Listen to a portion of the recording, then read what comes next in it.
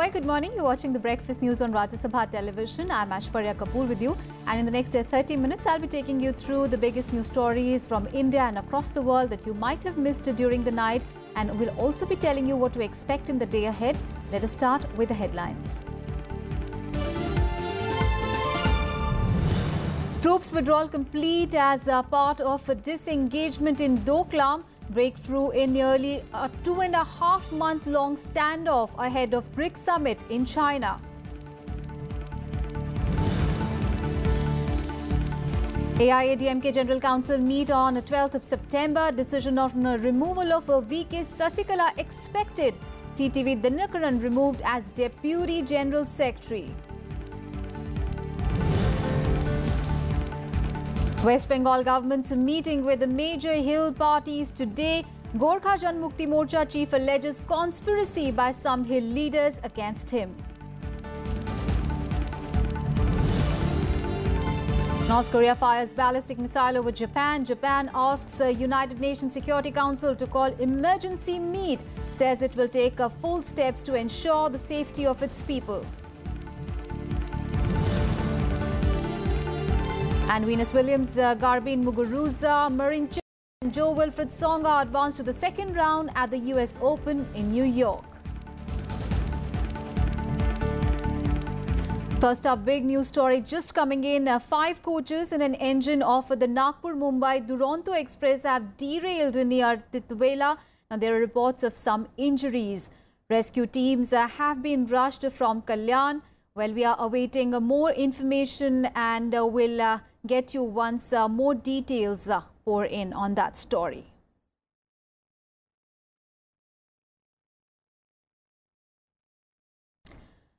Now, after nearly 3 months of a tense standoff between India and China at Doklam, now both the countries agreed to disengage at the disputed site.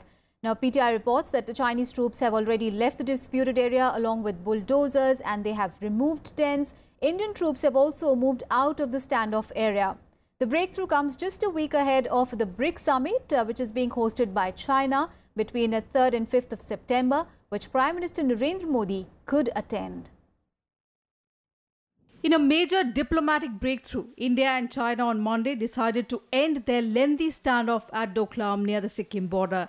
The Ministry of External Affairs said both countries had maintained diplomatic communication and agreed to expeditious disengagement of border personnel at Doklam. It is a tremendous diplomatic victory for our country that both the countries' armies have agreed to pull back. This standoff was going on since about 2 months, and despite Chinese threats through media that we should withdraw, otherwise there will be a war, we were hanging on there. It was a very good decision on the part of Modi government, and whatever we have pressurized to the entire world, we have come out victorious, and all the credit goes to the government decision to hang on there, and that's why we have got a diplomatic victory. The Chinese Foreign Ministry told media in Beijing that China will make adjustments according to the situation in Doklam.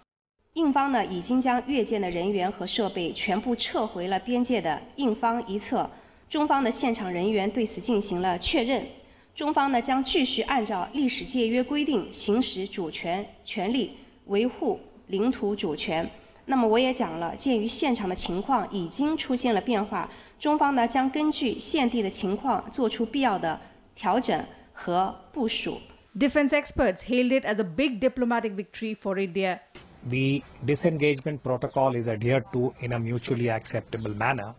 It would be a very major gain for India and China, and the political leadership in both sides should be commended for the manner in which they have handled it. India has shown very, very commendable levels of restraint, firmness, and also I think a certain respect for the protocol of how to deal with a major power like China in such a situation.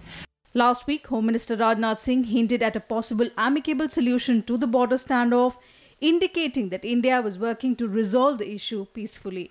Doklam में एक deadlock Bharat और China के बीच चल रहा है, लेकिन मैं समझता हूं कि उसका समाधान जल्दी निकलेगा। चीन भी अपनी तरफ से सकारात्मक पहल करेगा। The intense standoff had caught global attention as well. Both Russia and the United States had urged China to help maintain peace and engage with India through dialogue. This message will go that both such big countries can solve their problems among themselves without involving any nation like UNO and other countries also. The disengagement at Doklam comes just days ahead of the BRICS summit in China in the first week of September, easing tensions between both countries. China was bullying a small country like Bhutan, and it was also grabbing the strategic space of India. It is good that now China has understood the reality of 2017. Good for regional peace. Akhilesh Suman for Rajya Television with camera person Muniz in Delhi. And the big international story which will give headlines through the day today. Now, North Korea launched a missile over Japan in a major escalation amid tension over its weapons ambitions. Now, Japan has reacted with anger, and its Prime Minister Shinzo Abe has said that his government will take full steps to ensure the safety of its people. Here are all the details. North Korea fired a ballistic missile over Japan today.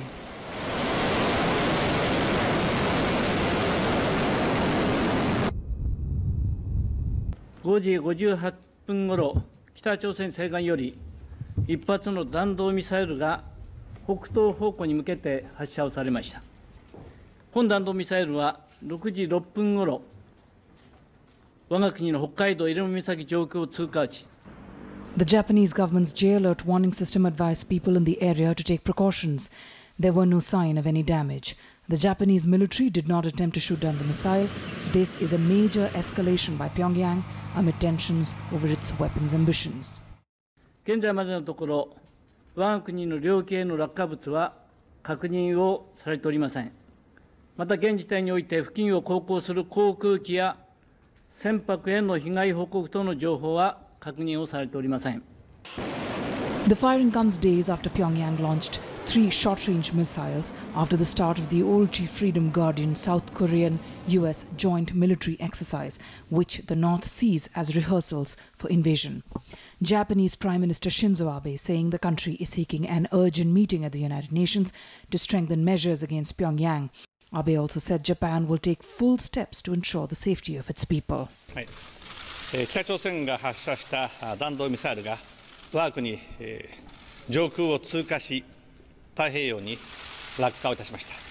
政府としてはミサイル発射直後からミサイルの動きを完全に把握しており、国民の生命を守るために万全の態勢をとって。 North Korea had threatened to fire missiles towards US territory of Guam, which is around 3,500 kilometers away. Today's flight path of the missile represents a significant escalation by Pyongyang. When it carried out its ICBM tests last month, it fired them on lofted trajectories that avoided traveling over Japan. Any launch towards Guam would have to pass over Japan. Bureau Report, Rajya TV. And back home, Prime Minister Narendra Modi will today address a gathering at Khelgaon in the lake city of Udaipur. The Prime Minister will also lay the foundation of various development projects there. Prime Minister Modi will inaugurate or lay the foundation stone for national highway projects worth 15,000 crore rupees in Rajasthan. He will also dedicate 11 completed NH projects covering a total length of about 873 kilometers to the nation. The completed projects include a 6-lane cable-stayed bridge across Chambal River at Kota. The Prime Minister will also perform the Bhumi Pujan for 6 NH projects covering a distance of about 556 kilometers. He will also visit the Pratap Gaurav Kendra and pay respects to Maharana Pratap.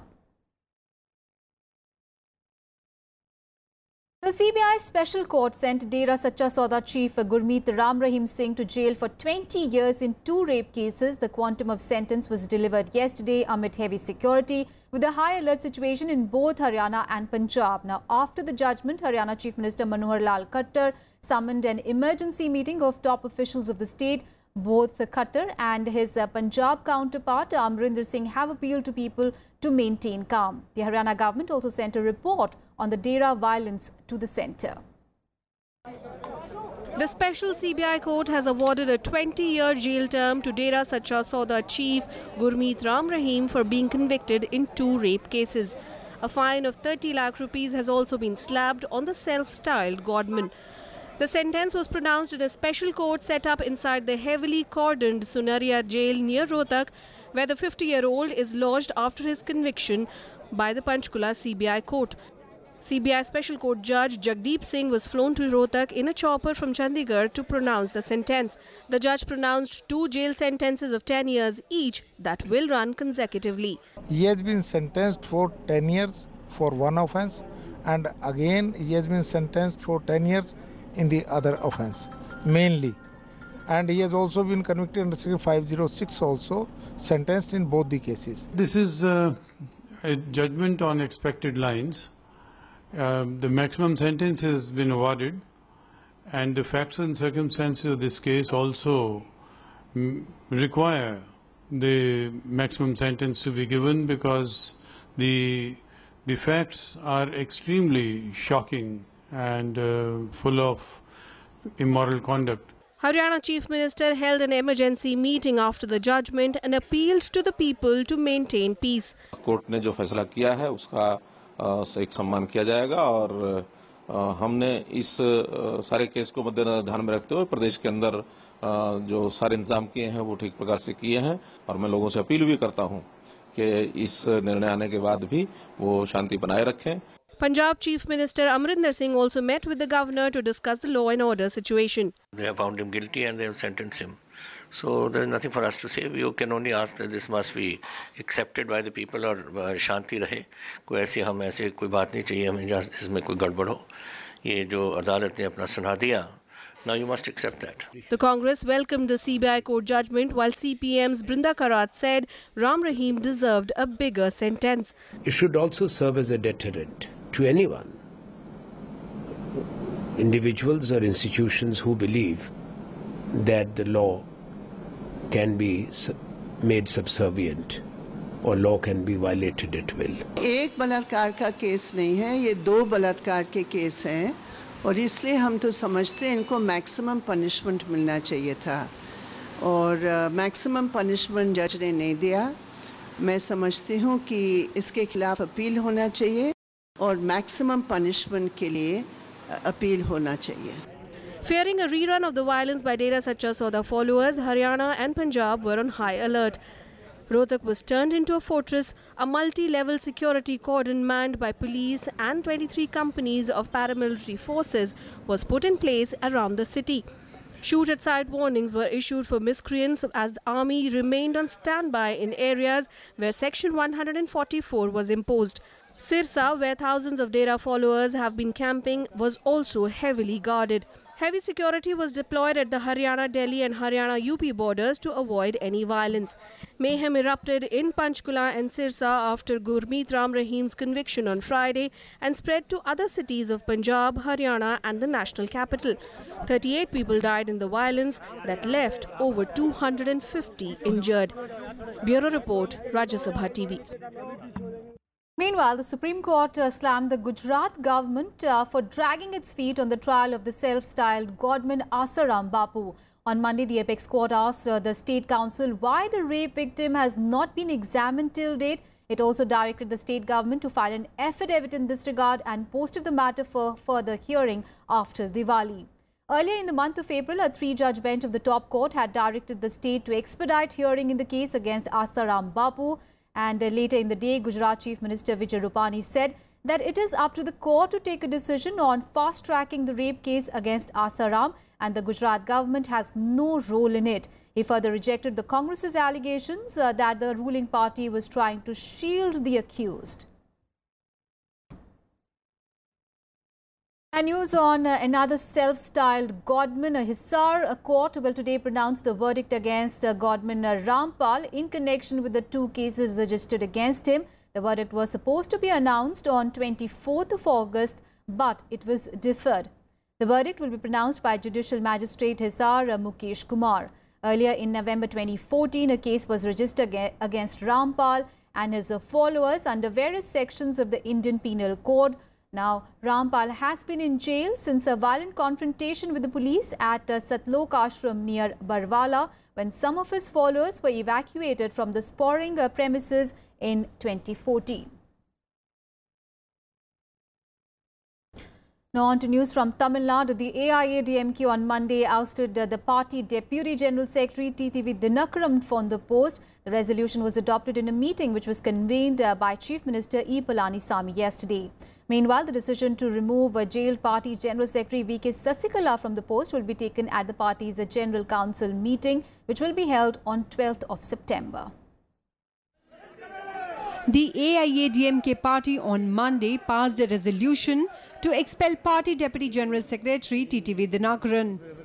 Another resolution was passed stating that all appointments made by Dhinakaran and party General Secretary Sasikala are invalid. The decision was taken at a meeting headed by Tamil Nadu Chief Minister E. Palaniswamy at the party headquarters in Chennai. However, the party claimed Dhinakaran was sacked from the post of Deputy General Secretary on August 10th itself. The meeting, attended by ministers, MLAs and senior functionaries, also decided to convene a General Council meet to remove jailed party chief V.K. Sasikala. The resolution itself speaks. You go through it. It is very vague. Why are you saying? You go through the resolution. Why are you not? Today's meeting also decided to initiate legal steps to retrieve party mouthpieces Namadu MGR and Jaya TV from the Dhinakaran camp. Earlier, Dhinakaran removed Electricity Minister P. Thangamani from the post of the party's Namakkal District Secretary. He also sacked Tamil Nadu Chief Minister E. Palaniswamy from the post of Salem District Secretary on Sunday. Irrelevant. It doesn't have any legal standing. We are using Jaya TV and Namadu MGR at the gazette of the party. We are not misusing Jaya TV or Namadu MGR. So it is a private property where you don't have any rights to talk about it. And heights of foolishness, you are talking all rubbish. So my demand is this: ask these fellows to, we know what all list of properties they have. Dhinakaran is actually resorting to whimsical actions to try and somehow gain some media space in Tamil Nadu. He has already been ousted by the party, by the AIADMK. That is what we have heard. His appointment had been rendered to be illegal. So what powers does Dhinakaran have to take action against someone like the Chief Minister Palaniswamy? At least 21 AIADMK MLAs and MPs supporting Dhinakaran were missing from the meeting. The 21 rebel MLAs have been demanding the removal of Palaniswamy as Chief Minister ever since the merger. Bureau Report, Rajya Sabha TV.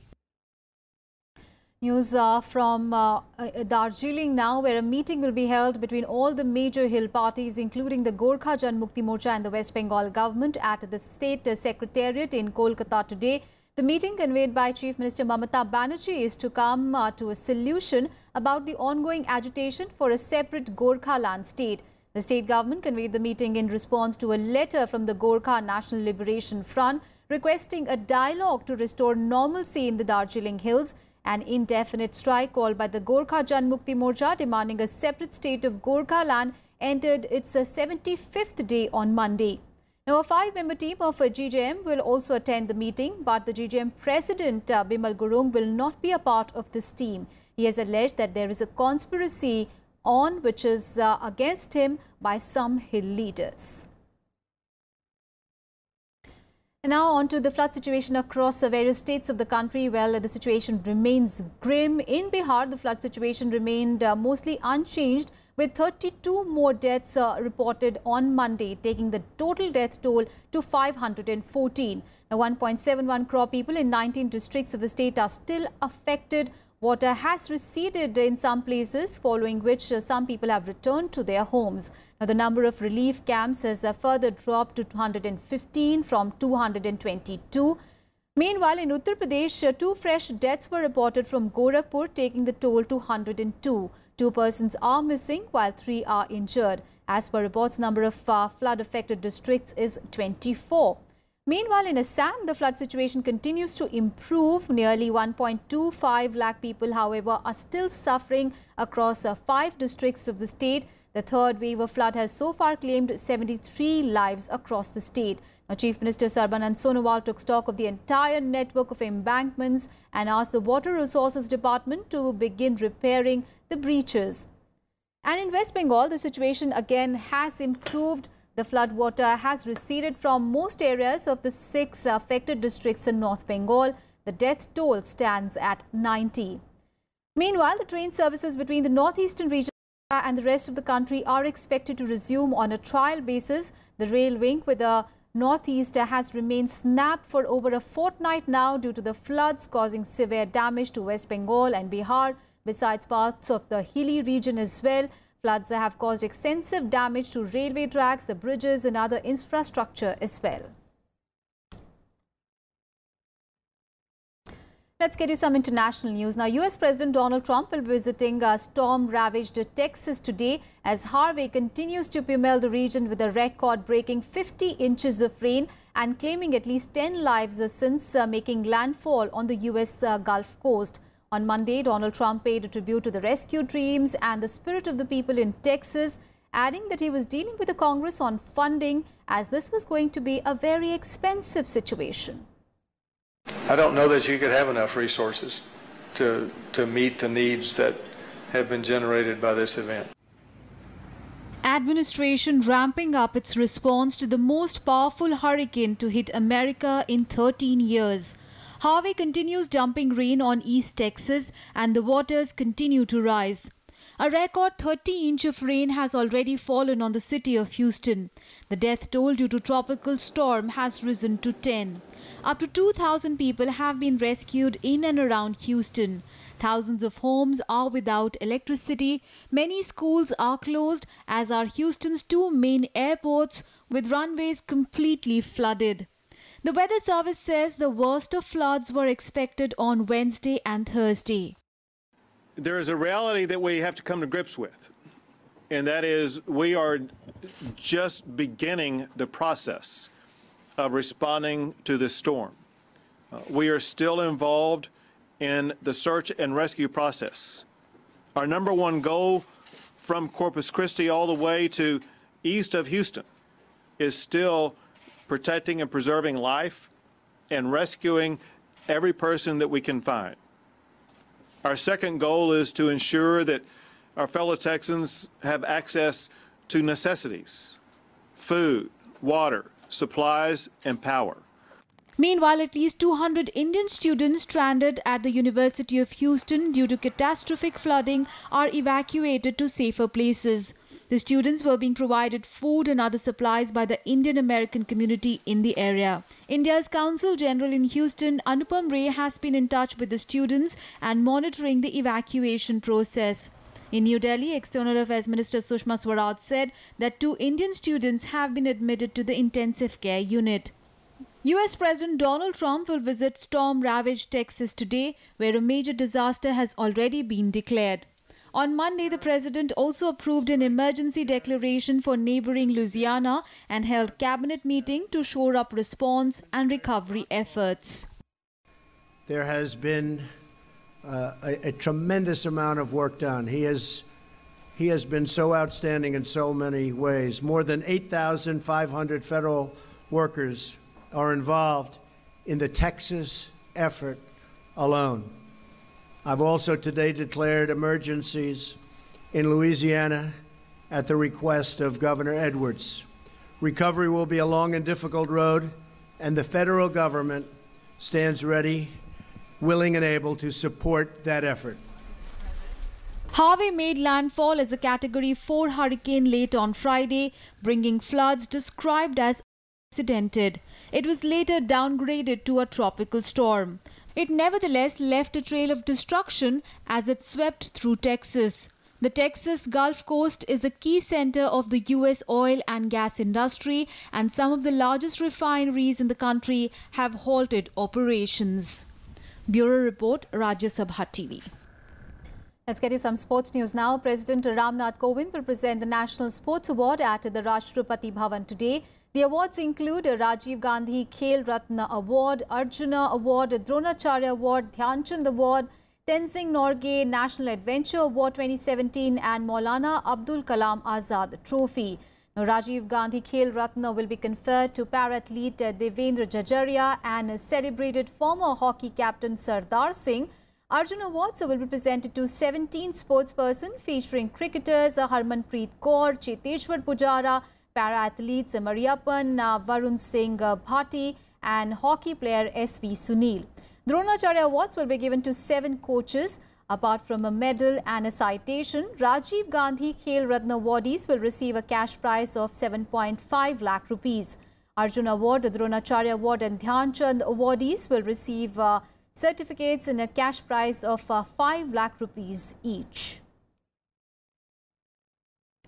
And the National Sports Talent Search Portal was launched in New Delhi on Monday. Addressing the gathering, Vice President M. Venkaiah Naidu said that sports empowers individuals, transforms communities and inspires populations for positive change. The Vice President also said that sports play an important role in improving physical and mental health and fostering active citizenship and social inclusion. Now, advocating the need for improving sports infrastructure, Vice President Naidu said that sports and play enhance the child development, learning and encourage better academic performance. कहाँ प्रतिभा है उसका पहचानना है, ये बहुत जरूरी है। इसलिए जो पोर्टल का आयोजन किया है क्रीड़ा मंत्रालय ने, युवा मंत्रालय ने, सचमुच में एक अच्छा कदम इन्होंने उठाया और एक इतिहास में इसको रचा जाएगा। भारत का खेल जगत में जहाँ जहाँ टैलेंट है वो टैलेंट को पहचानने के लिए, उनको आगे मौका देने के लिए, प्रोत्साहन देने के लिए एक पारदर्शी सिस्टम व्यवस्था बनाया। And news from the world of boxing. Ace Indian boxer Amit Phangal and Gaurav Bidhuri have entered the 19th World Boxing Championships quarterfinals in Hamburg.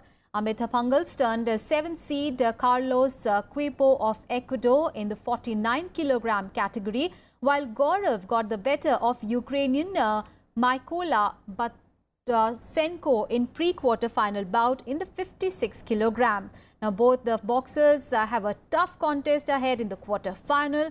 Amit will face second seed Uzbek Hasanboy Dustamov, while Gaurav will face Tunisia's Bilal Mahandi. News from the world of tennis. And Venus Williams, Garbine Muguruza and Marin Cilic as well as Joe Wilfried Tsonga have advanced to the second round in the ongoing US Open Tennis Championship at the Flushing Meadows in New York. In the women's singles, 9th-seeded Venus Williams defeated Victoria Kuzmova of Slovakia, while 3rd-placed Muguruza beat American Vara Lepchenko. In the men's singles, 5th-seed Marin Cilic defeated Sandgren, while 8th-placed Tsonga saw off Kopil of Romania. Now, top seeds Rafael Nadal as well as Roger Federer and Carolina Pliskova and Angelique Kerber will today play their first round matches today. That's all in this edition of news, but news and updates continue on Rajya Sabha television. Thanks for watching.